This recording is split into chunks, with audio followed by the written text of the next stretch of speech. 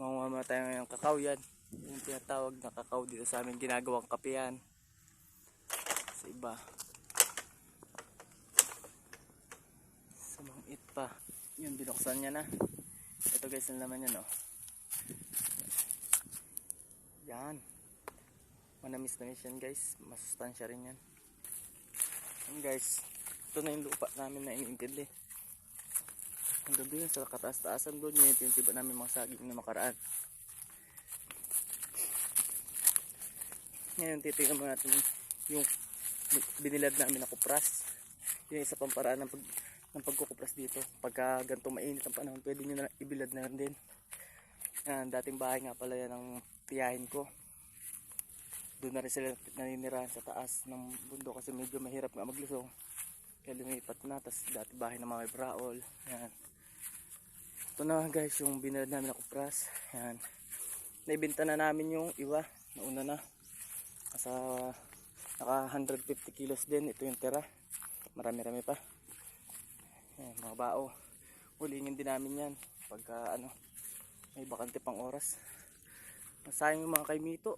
Ang dami na nabulok kasi hindi man naiintindi nga. Yan. Karamihan sa kanya bulok na. Ano, ganyan lang kababa yung kaimito dito. Ayan. Diba? Sa Manila 70 ang kilo. Dito mga abot ka lang. Kaya manungkit ka lang. May pagkain ka na. Ka magugutom kahit wala kayong dalang kanin, pero kami nagbabaan kami talaga ng kanin. Ito naman yung klase ng pag-uuling dito. May hukay na ganyan. Yan. Ganyan ang pag-uuling ng bao. Yung mga na yung inuling na bao na hindi naluto. Yan mga katribo, yan oh. Kita niyo yung kaimito, yan oh. Yan. Yan oh, ganyan kababa lang oh. Ayan, pipitasin niya. Hinog na yan. Ito yung laman niya oh. Kung gaano kaganda yung laman. Napaka sustansya niyan. Yan oh. Daming bunga dito, maraming prutas dito. Basta masipag ka lang dito, may pera ka dito. Maraming puso, langka, yan. Tulad yan. Pipitasin mo lang siya. May ulam ka na. Baba din. Ganyan din siya kababa. Ganyan naman. Bali pupunta pala kami dun ngayon sa Labak kung tawagin sa amin. Labak na yun kasi dun pa yun. Sa may babong baba dun. Kukunin namin yung kahoy na pinalagari ni tatay na ginagawa mga aparador. Pag nagpapalagari, may mga permit naman yun. Kaya legal. Hindi naman pati siya yung inuuling para siya ginagawa mga sariling lupa rin namin yan. Bali yan, ito yung sampalukan. Isa rin sa pinagkakabuhayan. Marami kami puno ng sampalok din dito. Yan. Ito yung klase sa kanya pag hinog na siya. Yan. Ganyan yung laman niya, matamis din yan. Sari-sari na kinain ni Bayaw. Mamaya tatakbo na naman to kusang gubat. Alinangwa kami ng buboy, yan oh.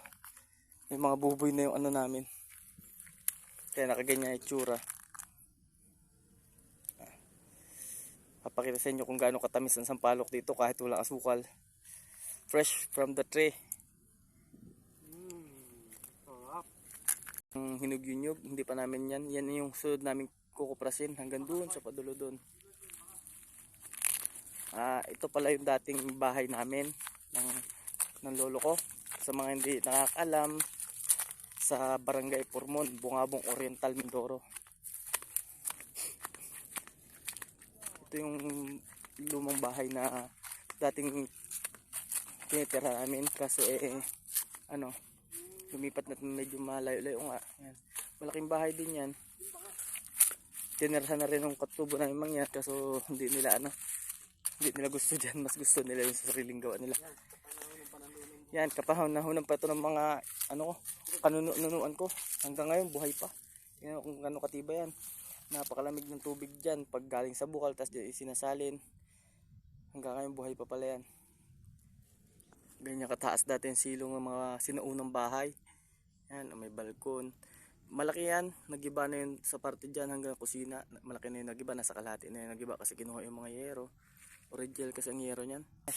Shout out sa nakapunta dito sa bahay na ito. Nung panahon dito pa ako nakatira. Shout out sa mga taga Mindoro dyan, kaway-kaway. Ayan. Bali ito na yung tinatawag namin labak. Dito pababa na ito. Ayan. Dun siya, kaya tinawag siya na labak, lambak. Yan, pababa siya, tapos magkabilang bundok din. Dun sa baba na yun, nandun yung kahoy na hakutin namin. Kasi wala kaming kalabaw ngayon, namatay yung kalabaw namin. Kaya mano-mano muna ang pagbubuhat. Yan. Ito yung kinaingin dati ng mangyan namin nung nandito pa. Pinutol yung mga kahoy dati, sobrang daming kahoy dito. Kasi nga kinaingin. Umunti na. Yung kung napapansin nyo, yung makikita nyo yung baba na yun, yun, dun kami pupunta sa baba na yun. Yun. Sa baba na yan, dyan tayo pupunta. Kaya guys, update ko kayo maya pag nandun na kami. Yun na nga guys, ito pala yung hakutin namin na kahoy. Yan. Yan yung gagawing aparador at mga katre ng lolo ko. Dito ako dati, nung bata pa ako, dito ako lagi rin pupunta. Nagpapainom ng baka kasi dati itong pastulan ng baka, paligawan. Si Bayaw, nawawala pa si Bayaw. Yan. Medyo matarik din talaga siya. Tiyagaan lang. Yun na guys, dito ko muna tatapusin ang aking vlog. Bye!